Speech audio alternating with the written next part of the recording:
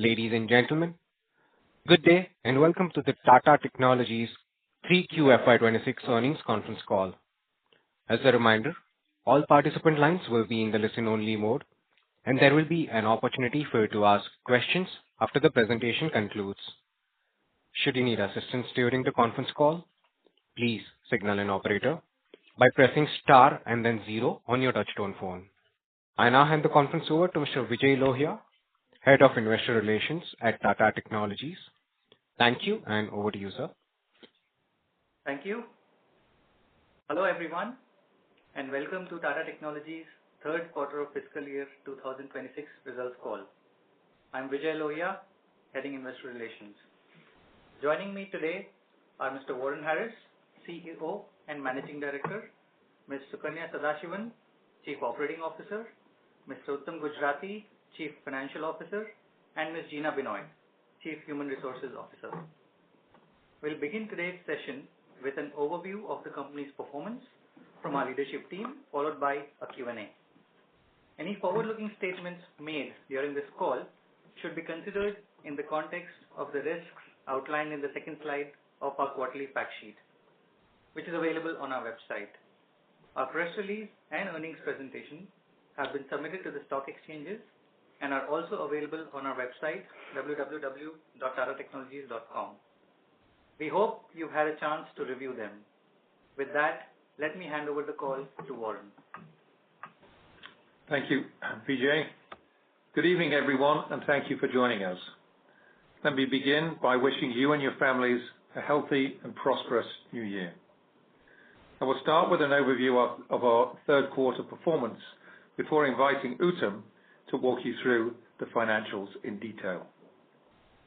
In Q3, we delivered sequential revenue growth of 4.7% in our services business, contributing to an overall sequential revenue increase of 3.2% in Indian rupees. In constant currency, services revenue grew 1% quarter-on-quarter organically. This is a solid outcome in what is traditionally our softest quarter of the year.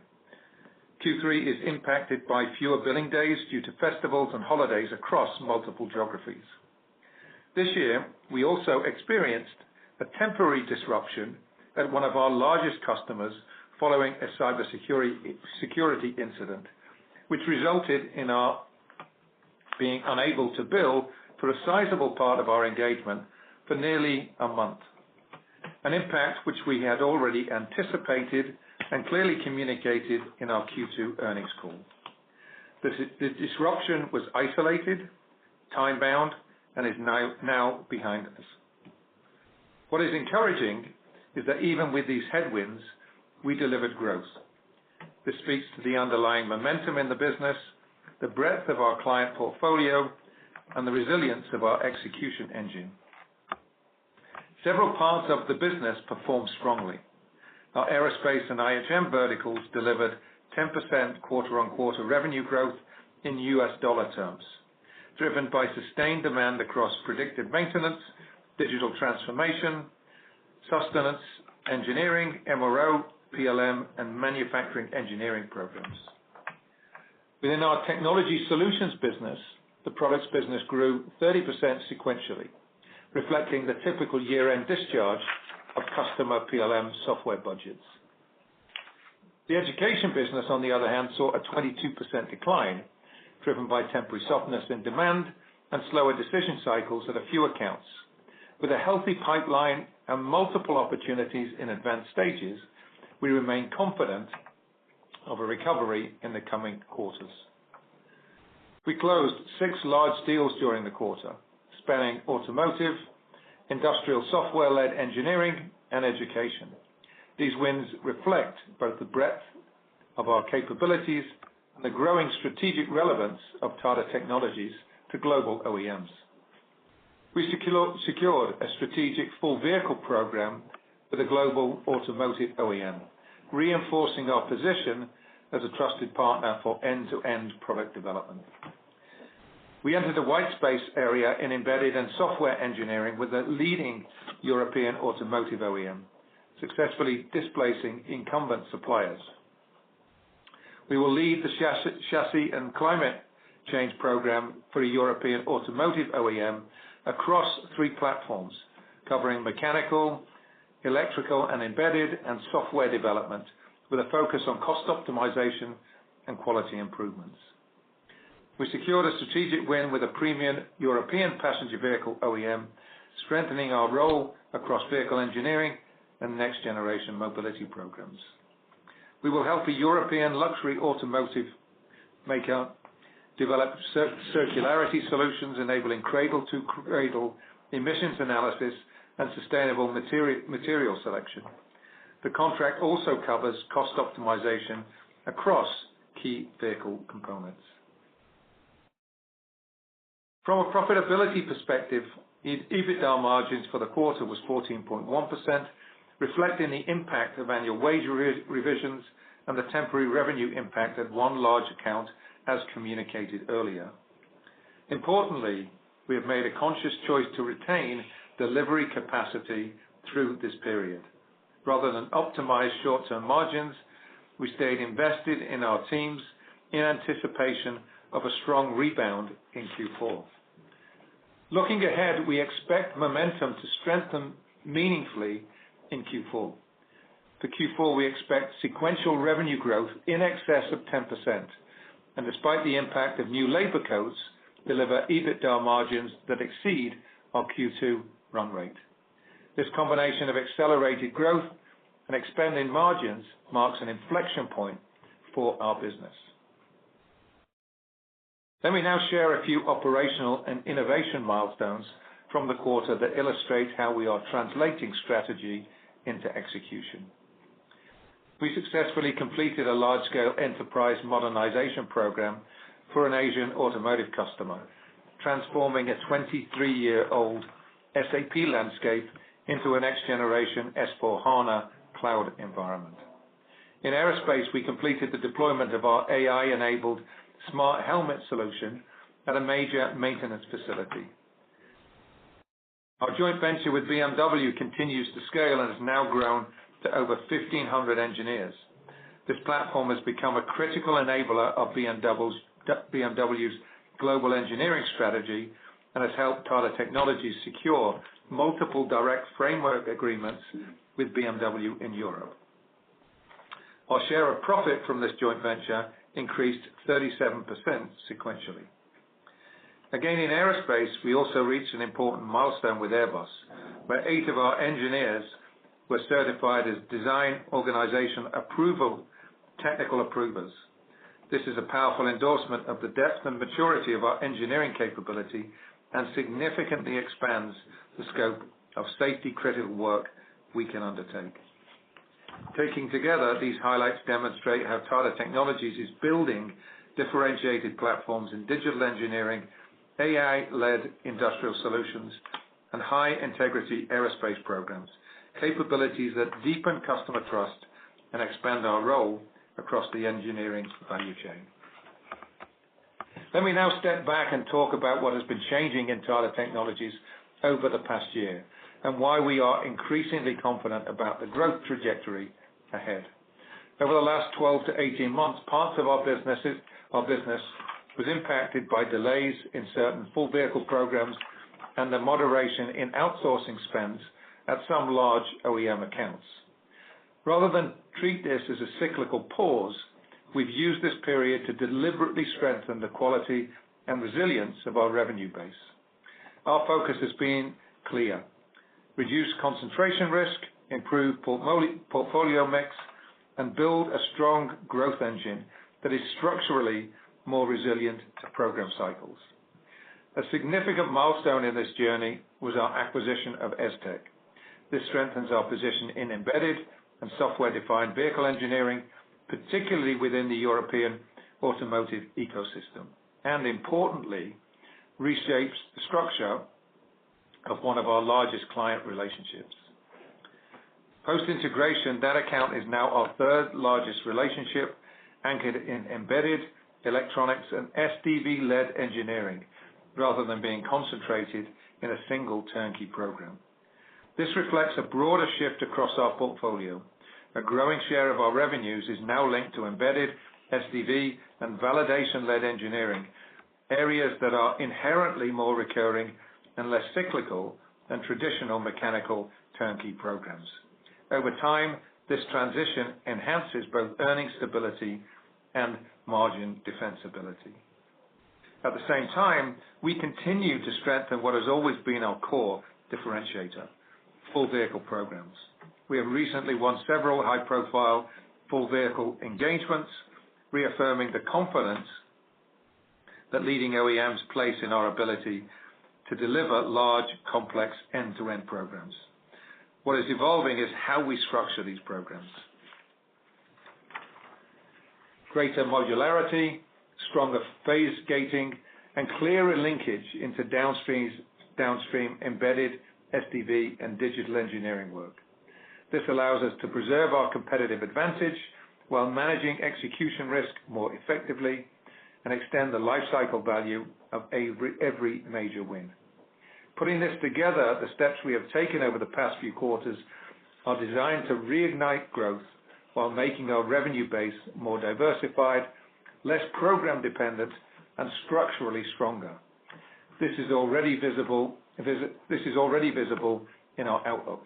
We expect sequential growth in excess of 10% in Q4, as I referenced before, and we are targeting double-digit growth in FY27. These are not aspirational numbers. They are grounded in our secured pipeline, improving customer decision cycles, and the structural changes we have made to our portfolio. Alongside this, our aerospace business is emerging as a powerful new pillar of growth and a clear demonstration of Tata Technologies' ability to scale high integrity, regulated engineering beyond automotive. From a relatively low base, we have doubled aerospace revenues for 4 consecutive years. We expect this business to reach close to $40 million in FY26. Importantly, we see strong visibility in the pipeline and anticipate this momentum to continue. Our differentiation in aerospace is not built on low-cost delivery. It is built on trust, industrial reliability, and execution discipline. We have leveraged the Tata Group's credibility, India's fast-growing aviation ecosystem, and our entry into the Airbus EMES Cubed supply chain program to establish ourselves as a trusted workshare partner with integrated teams operating across Toulouse, Hamburg, Bangalore, and North America. Over the past year, this platform has strengthened meaningfully. As previously stated, 8 of our engineers are now DOA certified by Airbus, enabling participation in larger, high-integrity industrialization work packages. We've expanded beyond a single OEM footprint with new engagements at leading U.S. aerospace engine manufacturers, particularly in propulsion and engine engineering.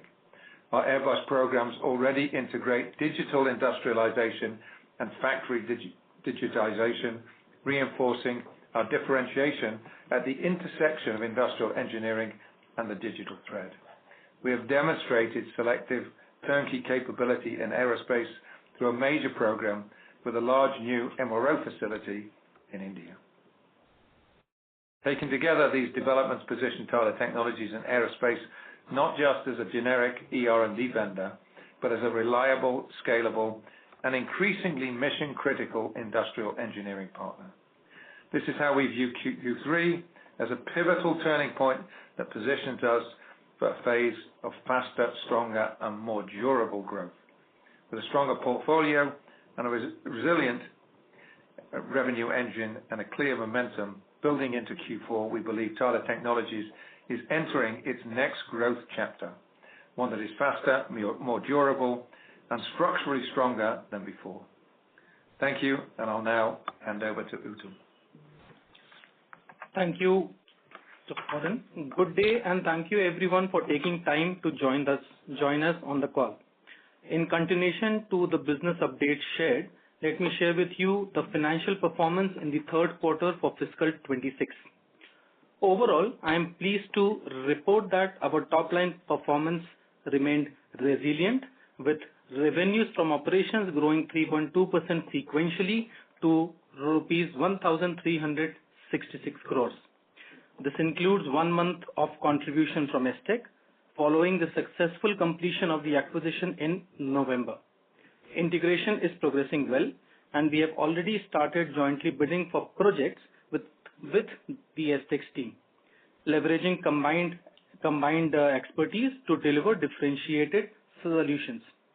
We expect some of these opportunities to convert in the near term, which will further enhance our position in the high growth areas and deepen relationships with the key OEMs.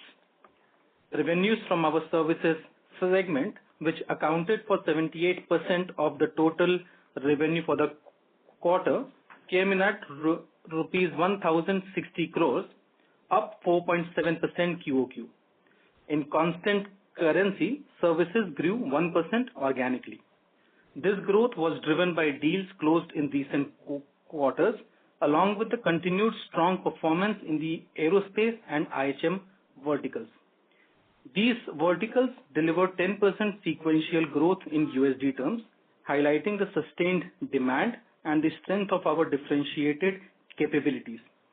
The aerospace vertical alone was up 19% QOQ. As Warren highlighted, we are beginning to see early signs of demand. Combined with our recent deal wins and the gradual normalization of customer operations, this positions us well to exit Q4 with a strong growth. Our pipeline remains healthy, and we expect to see this positive trend to continue as these factors translate into sustained execution and incremental revenue contributions in the coming quarters. The Technology Solutions segment delivered revenues of rupees 306 crores in the quarter. This performance was driven by a 30% growth in our products business, supported by renewal deals, a trend that is typical for the final quarter of the calendar year in this segment. Our EBITDA margins for the quarter was 14.1 compared to the normalized margins of 16.4% in Q2. As we had indicated on the previous earnings call, margins were impacted by wage hikes implemented in Q3 and a temporary headwind at one of our large customers. Both these factors are behind us, and with the underlying business fundamentals remaining strong, we expect not only return to the Q2 margin run rate, but exceed it in Q4. Our joint venture with BMW has continued to ramp up at a healthy pace, with our share of profit growing 37% sequentially to rupees 7.3 crores in the quarter. The net benefit from the JV stood at rupees 15.6 crores, contributing 8.3% to our adjusted pre-tax profits.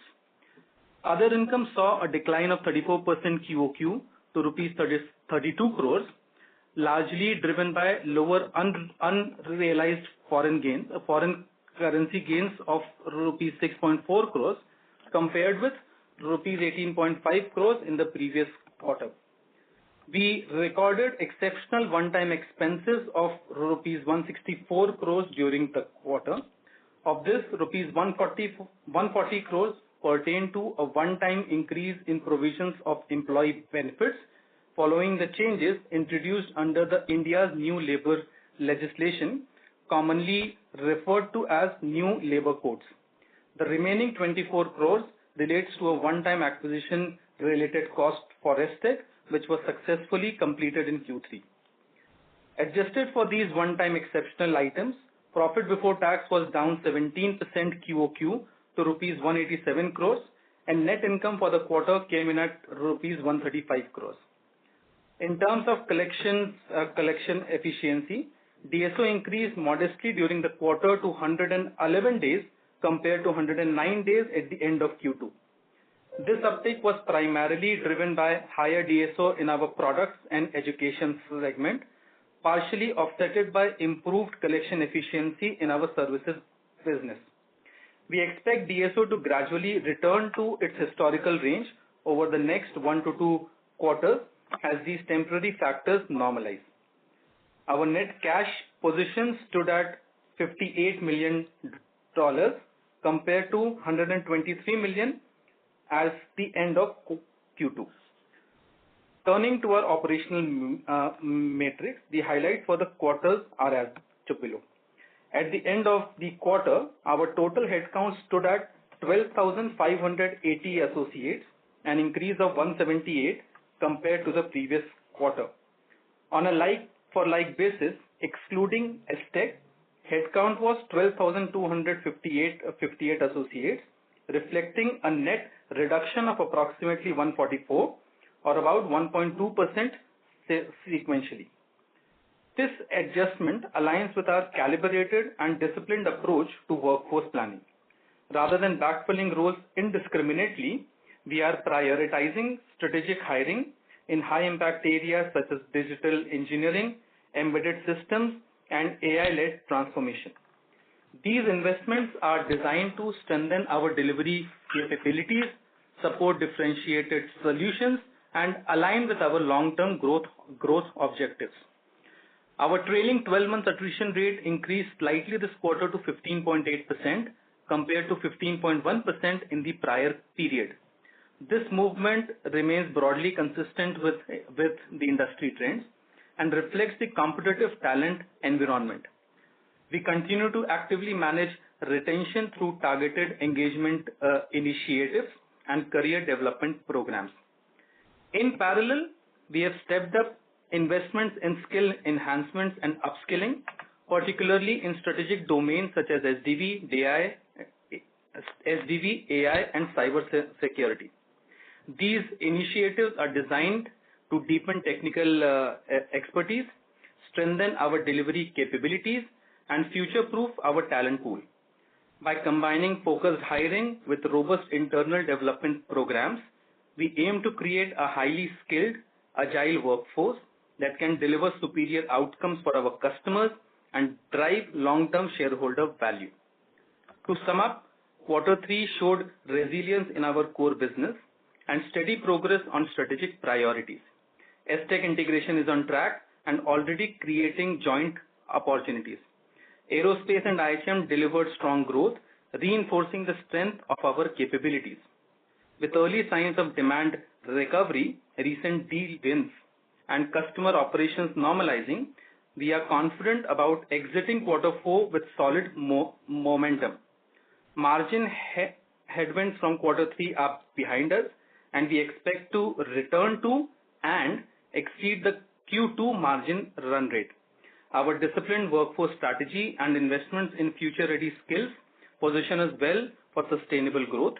We remain focused on delivering long-term value for our customers and shareholders. With that, we can open it up for Q&A. Thank you very much. We will now begin the question and answer session. Anyone who wishes to ask a question may press star and then one on their touchtone telephone.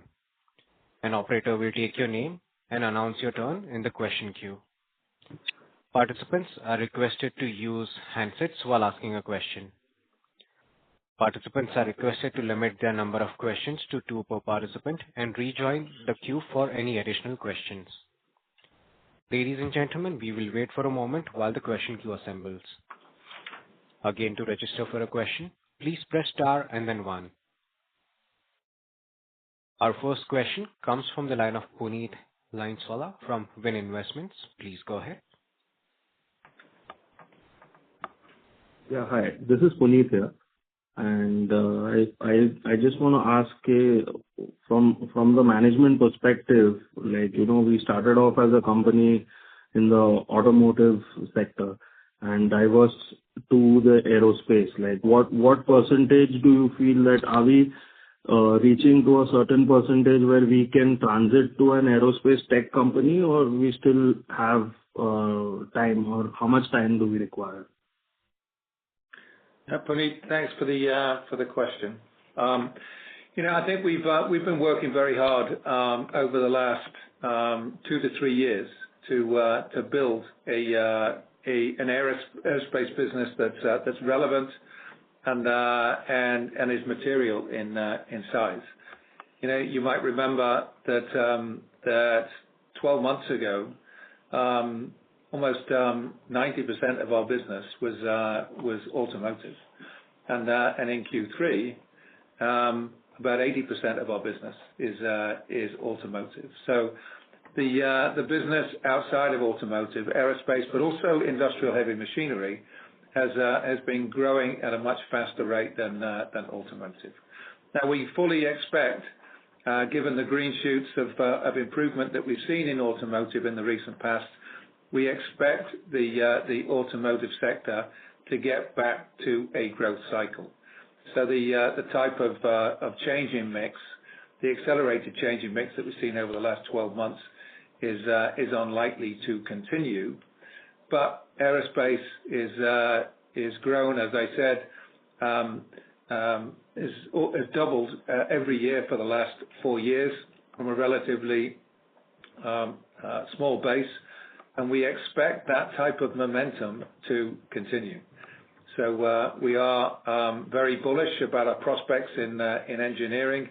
We think that a customer base that we've got in Europe and North America represents a great deal of potential. We also think that the investment that the Tata Group is making is affording a great deal of influence, and we're fully expecting to invest in that. Thank you very much. I'm done with my questions. Thank you. Thank you, Puneet. Thank you.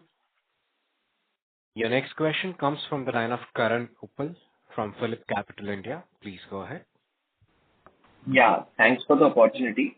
So 2 questions from my side. Firstly, Warren, can you explain how are you seeing automotive business from near to medium term perspective? The headwinds which we had seen in last 1 year, be it respect to tariffs or maybe due to Chinese competition impacting the overall spending, are those headwinds behind us?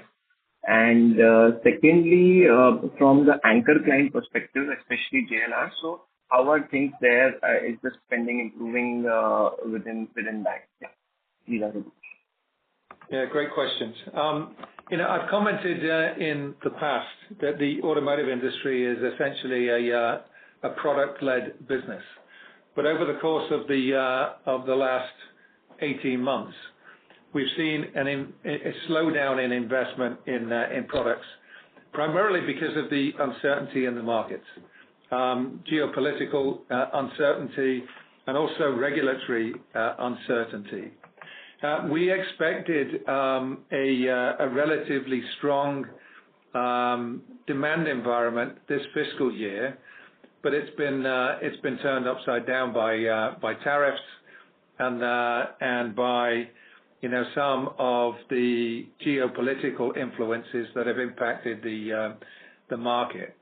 But what we're seeing in the second half of calendar year 2025 is the market conditions start to be more predictable, and that's precipitating in catch-up investment that many of our customers are making. Those customers that have sat on their hands whilst things have been uncertain are now looking to get back to their cycle plans and invest in what will define their competitive position in 2 to 3 years from now. One of the things that gives us confidence in the momentum behind what I've just cited is that in the third quarter, we won the first full vehicle program that we as an organization have won in the last 18 months. And so we believe that that's proof positive that the green shoots are now starting to translate into program awards that are material and will extend over multiple years. And our confidence in terms of growth in Q4 and the double-digit expectations that we've got for next year, those are all driven by the expectations that we are building in and around the strategic relationships that we've got in automotive. Now, in terms of your second question, JLR and Tata Motors, we're very, very excited by the market position that both customers find themselves in. Tata Motors has had an incredible run over the last 5 years.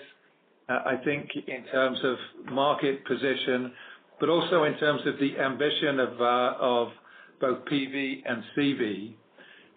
We fully expect the investment in new products to not only increase, but to accelerate at pace.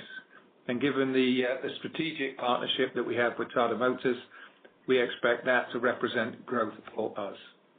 JLR has two challenges. One, I think, to continue to invest in products that will mitigate the drop in demand that they've seen in China. They also have publicly stated the need for them to digitize their enterprise and to replace an awful lot of legacy systems that they've relied on to run the enterprise in the past. Both of those vectors will represent growth opportunities for Tata Technologies. And so whilst we expect the overall industry to grow, we're very, very bullish about the prospects for JLR and Tata Motors. Okay, thanks for that. Just a follow-up on basically JLR as well as the overall auto spending. So in the near term, the 10% kind of a QQ growth which you are guiding to, is that a broad-based kind of a growth, or is it specific to any deal which is ramping up within auto or aero? That is first. And secondly, for FY27, do you expect, let's say, your top 5 to top 10 clients within auto to recover the spending, or is it mainly linked to the anchor clients? In terms of our growth expectations for Q4, it's relatively broad. And one of the things that I positioned in my opening narrative was over the last 12 months, we've spent a lot of time looking to diversify our portfolio, particularly as it pertains to embedded and software. We've looked to diversify our dependence in terms of automotive by investing in aerospace and industrial heavy machinery. And we've also looked to protect customer relationships, but to ensure that our customer pyramid is much broader. And we are expecting the changes and the investments that we've made in those areas to inform growth that is not only material in terms of quantum, but is also much healthier and much more diverse than perhaps we've had in the past. So that's a long-winded way of positioning that the growth that we are anticipating Q4 and next year is not specific to any single program. It is very diverse, and therefore the mix is very healthy. Sure.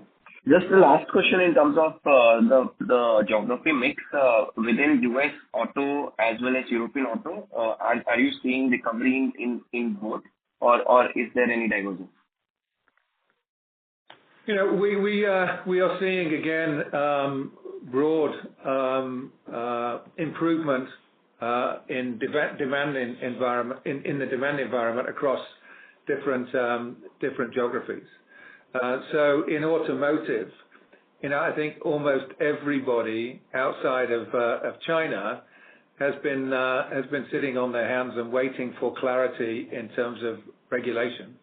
And I think now that we've got it, everybody, and specifically Europe and North America, are recommitting themselves to investments in new products again that will define their competitive position in 3 and 4 years' time.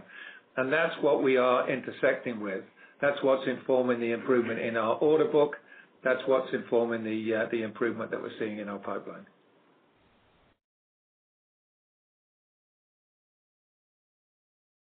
Great, thanks, and all the best. Thank you. Thank you.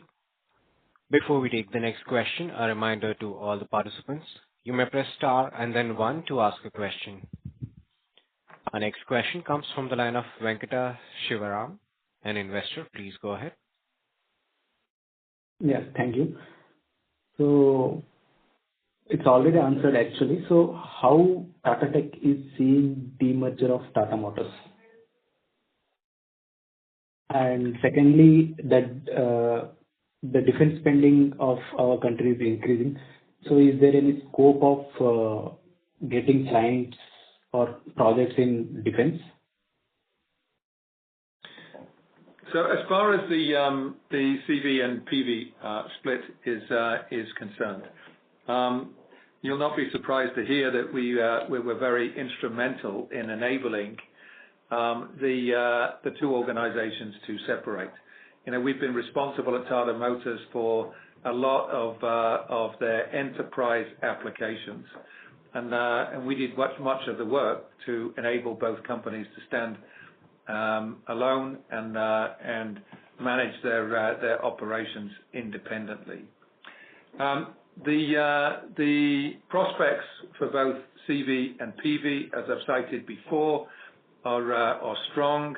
I think on the CV side of things, that will be reinforced by the impending acquisition of Iveco, and so we are very excited about being able to partner with both Tata Motors CV and PV. So the impact for us, we expect to be accretive and positive. As far as defense is concerned, we expect to benefit from this in two ways. There will be opportunities, regional opportunities, to support the defense spending in India, in Europe, and in the United States. And one of the things that differentiates Tata Technologies is that we are not an India out company, and so we have a critical mass of capability locally in the countries that we serve, and that allows us to be compliant as far as defense programs are concerned. And so as defense spending ramps, we expect to participate in that. But indirectly, the investment in defense is likely to take away capability, particularly from the commercial aerospace industry. And the backfill opportunity that represents is another growth vector that we're excited about as far as the aerospace business is concerned. So we expect both a direct and an indirect impact to growth from the renewed commitment to defense spending around the world. Yeah, thank you. That's all from my side. Thank you. As there are no further questions, I would now like to hand the conference over to Mr. Vijay Lohia for closing comments. Well, we do have a question, so you can take it. Right. We have the next question coming from the line of Sid from Wealth Aggregator. Please go ahead. Yeah. Thank you for the opportunity. I have two questions. One is, could you elaborate how is Tata Technology position in industrial and factory robotic design, and what are your plans? And second one, from it is aerospace, what are the target revenues level over the medium term, and what is the current share of revenues on the aerospace? Could you repeat the first question? Hello. Am I audible?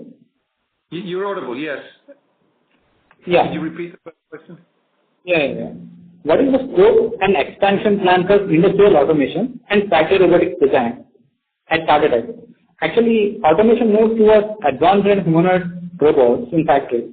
Do you see any opportunities in humanoid robots? Yes. Okay, got it. Thank you for clarifying that.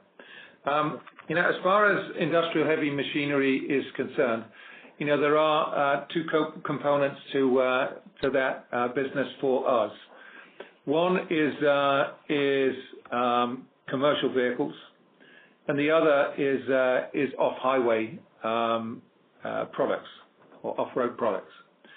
And as far as commercial vehicles are concerned, there are two things that we are very excited about. I've just referenced the acquisition by Tata Motors CV of Iveco, and the support that we anticipate that we'll be able to provide for the integration of those two organizations and the investment that they will be making in pursuing synergies and new products.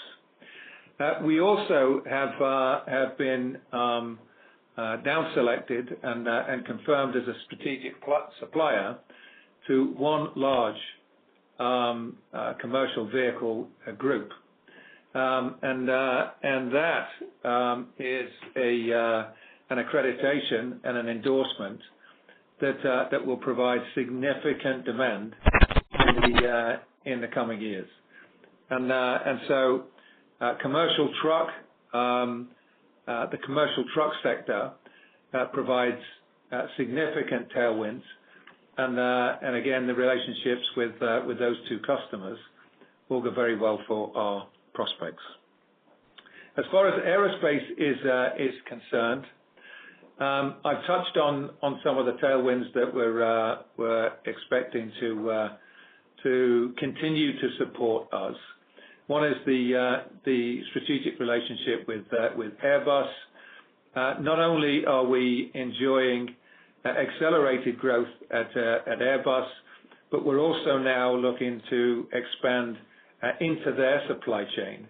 One of the constraints to their ability to build aircraft is the manufacturing throughput capability of their supply chain. And the work that we've been doing with Airbus in digital and in industrialization, we're starting to position for some of the large suppliers for Airbus. But we've also, as I've referenced before, penetrated the propulsion sector in North America, and the investment in relationships and capabilities there is really now starting to scale. So again, we've been able to double our business in aerospace off a relatively small base over the last 4 years. We expect that to continue to grow. This year, aerospace will finish close to about $40 million, and we expect the momentum that has informed the rapid growth in that sector to continue. Thank you. That's it from my end. Thank you. We have our next question coming from the line of Ankur Pant from IIFL. Please go ahead. Hi, good evening. I have a question for Warren. Warren, I'm just trying to understand the 10% plus kind of a growth for the next quarter, trying to break it down across segments, because I assume that if product has grown at such a strong pace this quarter, it could see a seasonal decline next quarter. And despite that, we are guiding for 10% plus. And we are also talking about gradual recovery. So all of that, I'm finding it difficult to wrap my head around it. So just wanted to understand, how are you seeing growth across different segments for 4Q? Yeah, and that's a great question. So thank you for asking that. We will likely see, from a seasonal perspective, a plateauing to a decline of product revenue in the fourth quarter. But given the pause that we saw in education in Q3 and our expectations that will bounce back, our tech solutions revenue will grow in the fourth quarter at an aggregate level. So we do not see any decline or any tapering of that particular business. As far as the services business is concerned, we have continued to build in Q2 and Q3 our order book. So we've got the contribution of the deals that we have signed. We've also got the contribution, the full quarter contribution of the ESTEC acquisition. And so we expect more than 10% growth next year, and that will roughly be split between the organic growth that we are anticipating and the contribution that STech will make to our services mix. Okay, just a clarification there. So the 10% for FY27 is including Aztec, right? Well, the 10% that I refer to is Q4, and so Right. this is sequential growth. What we are committing to at this stage is double-digit growth for FY27, but there's still work that we need to do to be able to confirm a business plan that will define targets for Q1, Q2, Q3, and Q4. Okay. And again, I'm sorry for again coming back to the 10% sequential growth. Just trying to understand, so how much was the impact of the cybersecurity incident from JLR this quarter? And would there be push through of that revenue that is helping growth in the next quarter? And is there a kind of a lumpiness of that ramp up that is helping you next quarter? Because technology solutions, from what I gather from your commentary, is not something which is going to drive growth in 4Q. It might see some growth. So the auto segment has to do the real heavy lifting. Yeah, it's a fair question, and so we don't disclose revenues of individual customers, and so I'm not going to confirm the specific impact of the cybersecurity hit that JLR took in Q3. But we saw the revenues that we were not able to bill in October come back in November and December, and we expect those revenues to sustain in Q4. So clearly there will be a contribution for the catch-up that represents. But that is not the major part of the growth that we are anticipating in Q4.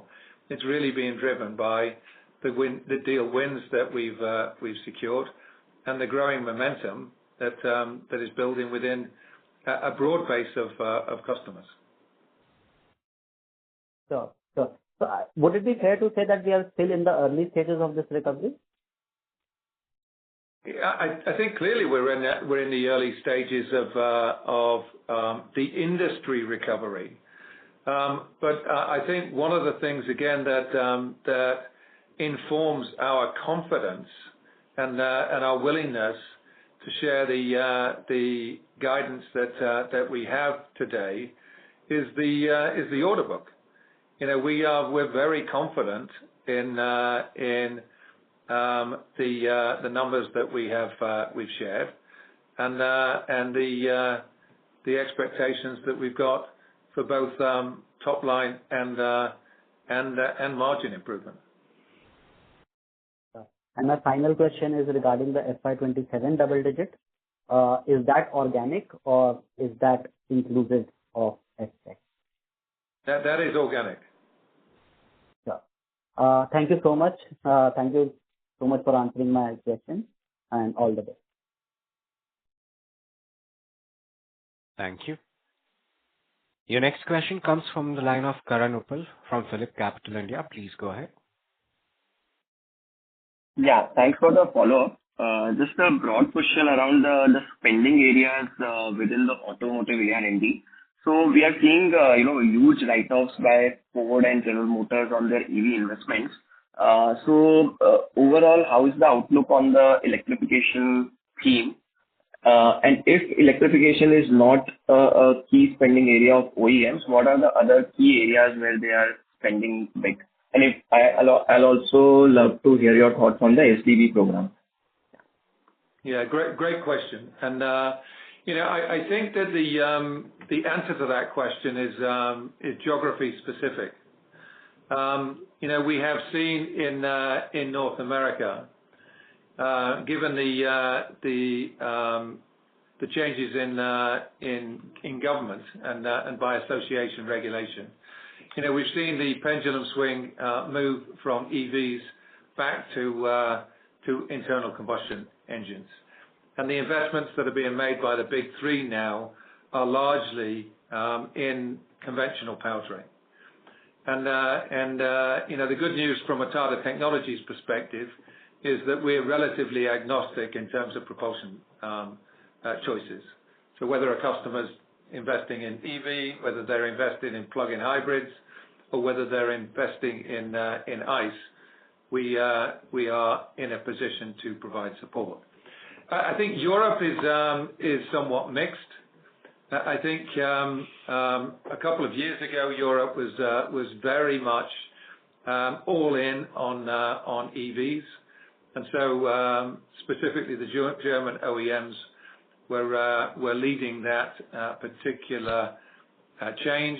I think we've seen some rebalancing of their product plans, but I think they very firmly believe in an all-electric future, and that's continuing to inform where they're putting their investment dollars.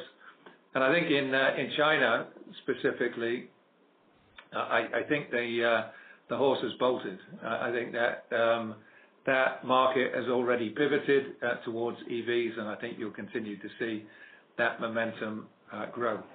I think here in India, EV penetration rates have been encouraged by the investments or the incentives that the government has provided, and I think that is likely to continue. I think the product plan of both Tata Motors and Mahindra continues to prioritize the importance of electric vehicles.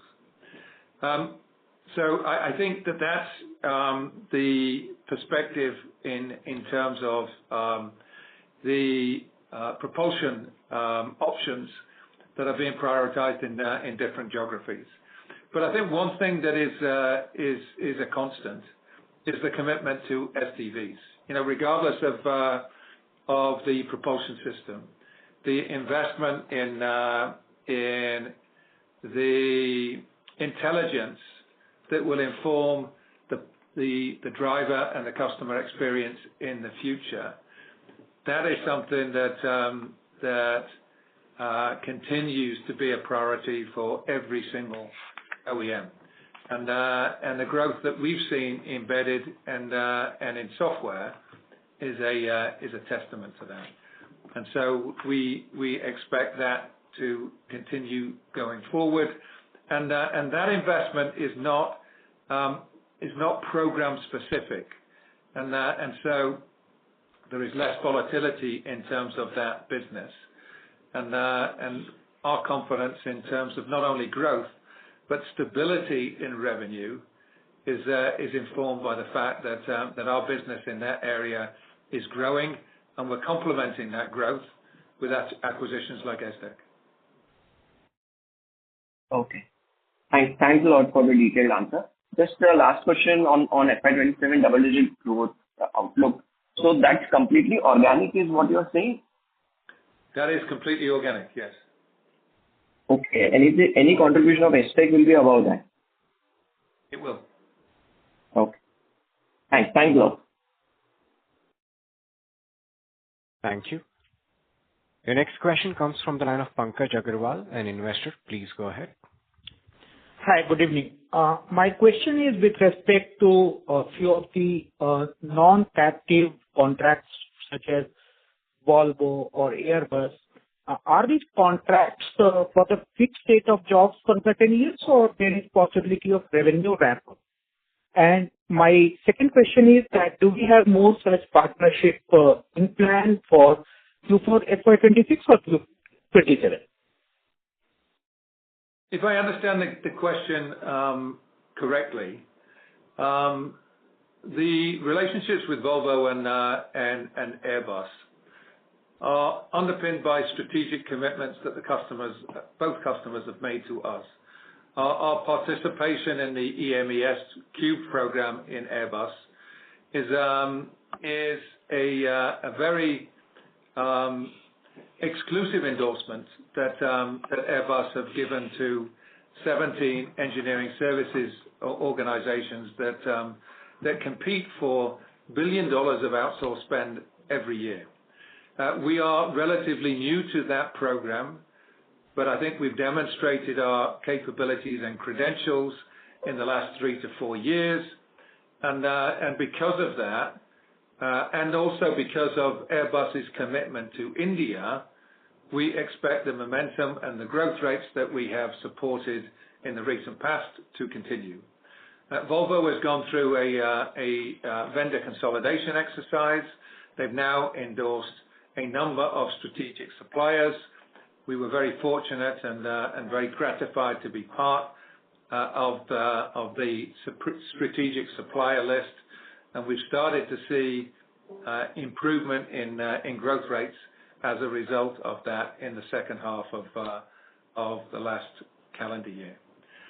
One of the things that I've mentioned in the narrative and I've referenced and touched on in answering some of the questions is the importance now of the relationship we've got with Volkswagen.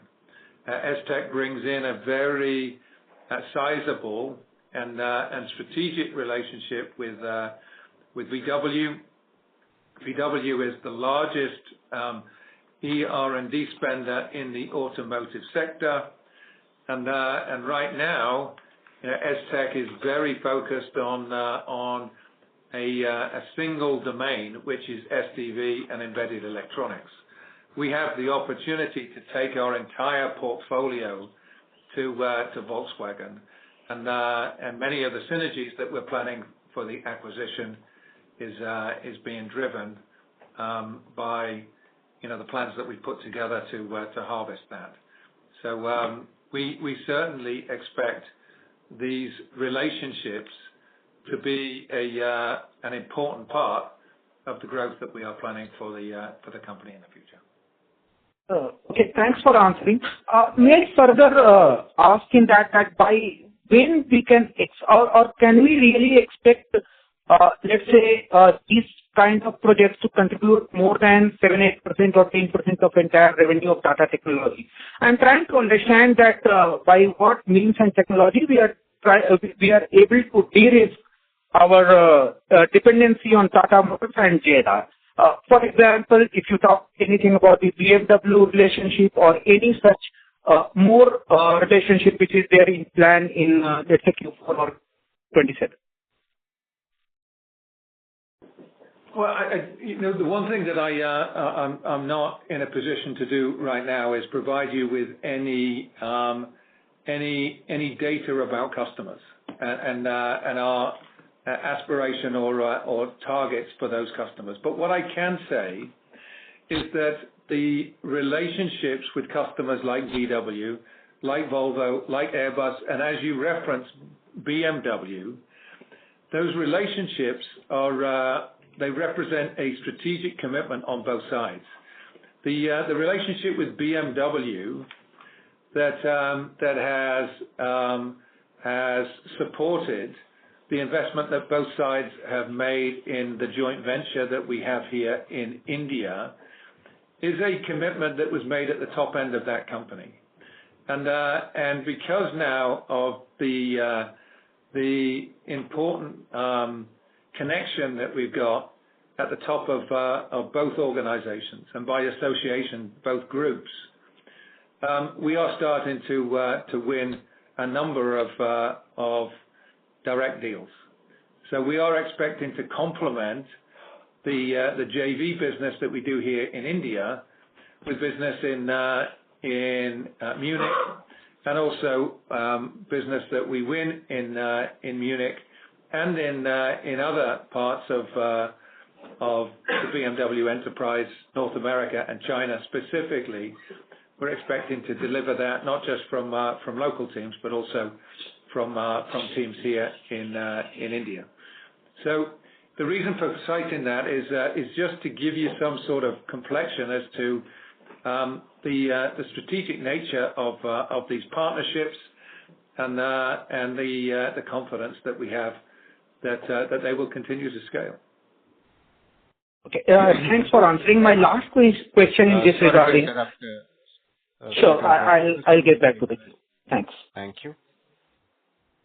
The next question comes from the line of Manik Taneja from Axis Capital. Please go ahead.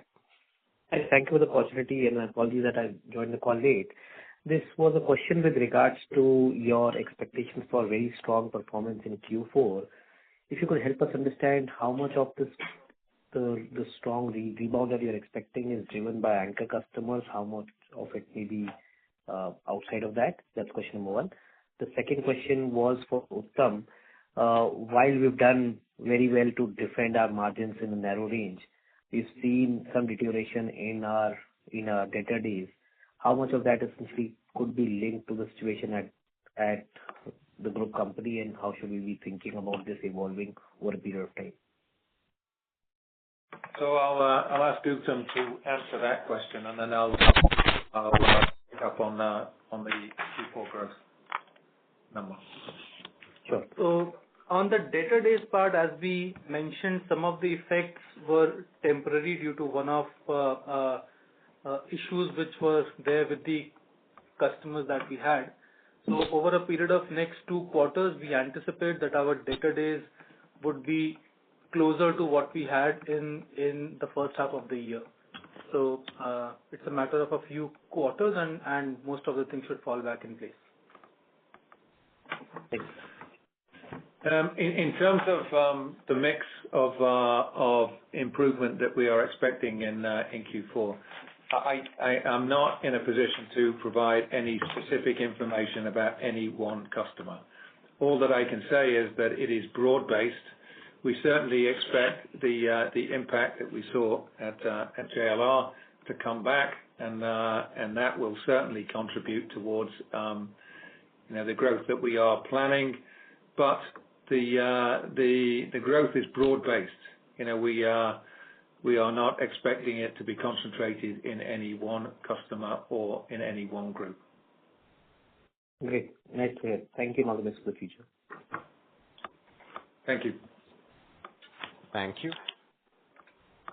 As there are no further questions, I now like to hand the conference over to Mr. Vijay Lohia for closing comments. Thank you all for joining us on today's call. We hope we've addressed most of your questions. If you have any additional queries, please feel free to get in touch with the IR team, and we'll be glad to assist you. Wishing you all the best, and goodbye here from all of us. Thank you. Thank you, members of the management. On behalf of Tata Technologies, that concludes this conference call. Thank you for joining us, and you may now disconnect your lines.